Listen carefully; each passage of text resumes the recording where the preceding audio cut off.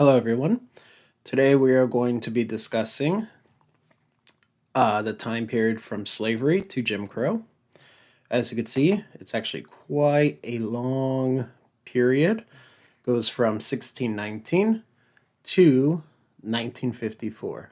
It's a very long period, but we're only going to start at the beginning of Jim Crow, which is about 1877.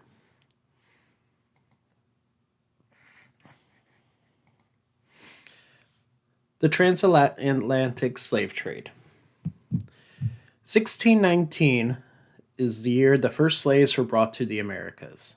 The majority of slaves came from Senegambia, which is the area composing the Senegal and Gambia rivers and the land between them. Today's Senegal, Gambia, Guinea-Bissau, and Mali. So in this area here.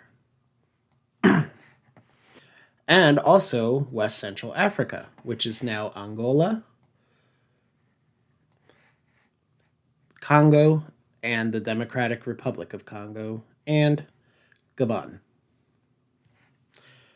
Those slaves were transported usually to Hispaniola, the modern Dominican Republic, and Haiti, Guyana, Brazil, and Virginia.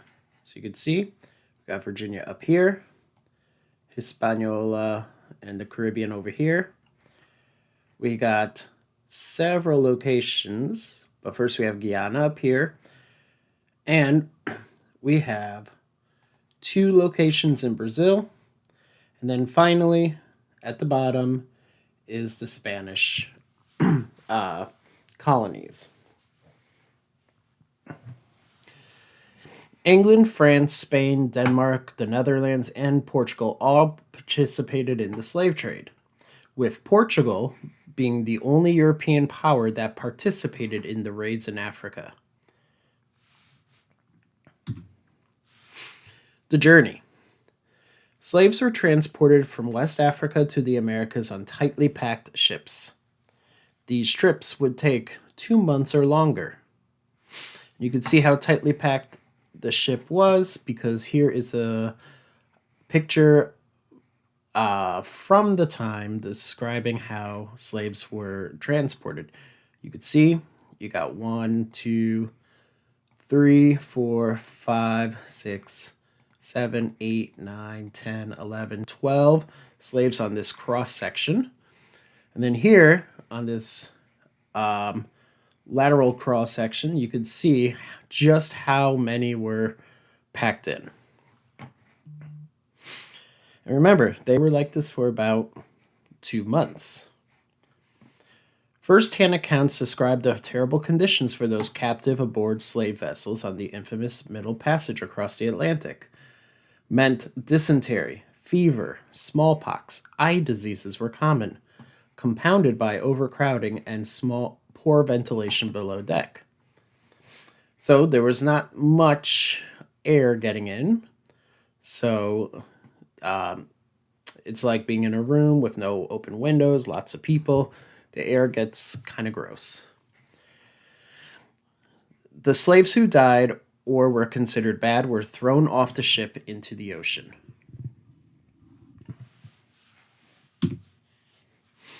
So how many were actually brought? Well, according to the Transatlantic Slave Trade Database, 12.5 million people were taken from Africa. 10 million survived. To North America, we had 365,713 slaves. To the Caribbean, we had 5,090,444 slaves. The Caribbean being what is now Puerto Rico, Dominican Republic, Haiti, Jamaica, Barbados, and other islands. 658,015 were sent to the Spanish colonies in South America. 3,519,909 were sent to Brazil alone. And 381,562 were sent to other areas of the world, such as Guyana and even to Europe. There is discrepancy between how many people died. They say between 2.5 and 4 million. That's because the records we have are of those who survived. Unfortunately, there's not good records of those who died. And resistance. Many resisted slavery by refusing to eat or committing suicide. There was also several uprisings, such as the famous Amistad case, which actually took place here in Connecticut. And not all people who were transported led to a negative impact. We have the Garifuna group, which is a ethnic group of Africans living on the Caribbean coast of Central America, said to be descended from two ships of slaves that crashed off the coast. This group of people stayed freed and did not become slaves. And they actually kept their African traditions and much of their culture and language. Next, chattel slavery. Chattel slavery, the slaves are the property of the master. All the children of the slaves were also property of the master. Oftentimes, the children will be sold when they are babies and separated from mothers. Because slaves were property, masters could beat, rape, even kill their slaves without any punishment. Slaves were also be forced to have children so to create new slaves that could work or be sold. Slaves were forced to pick cotton, indigo, and tobacco. They were instrumental in the early success of the United States and even built the Capitol and the White House. The Civil War breaks out. The movement of abolition, or ending slavery, became popular and also became a point of contention for slave states. The election of abolitionist Abraham Lincoln in 1860 started a course towards civil war. Southern states that refused to accept a president who wanted to end slavery. Before Lincoln's inauguration, 11 states had seceded from the Union. And to make sure we got this point clear, Mississippi declared in clear terms, our position is thoroughly identified with the institution of slavery, the greatest material interest of the world, as the reason for the Civil War. So it's pretty clear. Civil War broke out. People will say because of state rights, but usually those state rights are this right to slavery. Okay, we have the Emancipation Proclamation and Juneteenth. On September 22nd, 1862, President Lincoln issued an executive order freeing all slaves in the Confederate States. This has been called the Emancipation Proclamation, where he said, "And by virtue of the power and for the purpose as foresaid, I do order and declare that all persons held as slaves within said designated states and part of states, which are the Confederate States, are and henceforth shall be free, and that the executive government of the United States, including the military, naval authorities thereof, will recognize and maintain the freedom of said persons.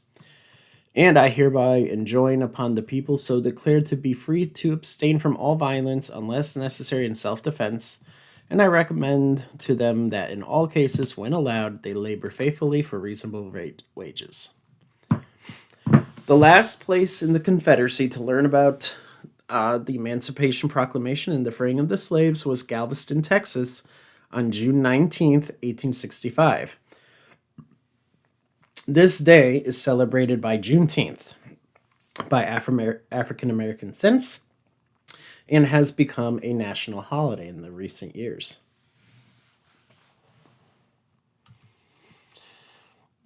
Reconstruction.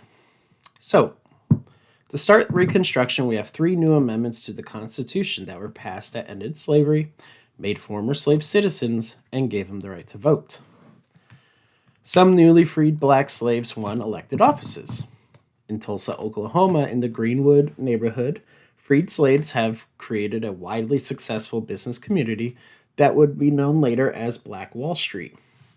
Unfortunately, between May 31st and June 1st, 1921, white citizens attacked black people and businesses, causing an unknown number of deaths and the total destruction of the entire community.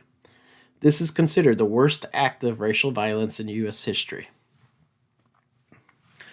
Many white people in the southern United States resisted allowing former slaves to have equal rights and the right to vote.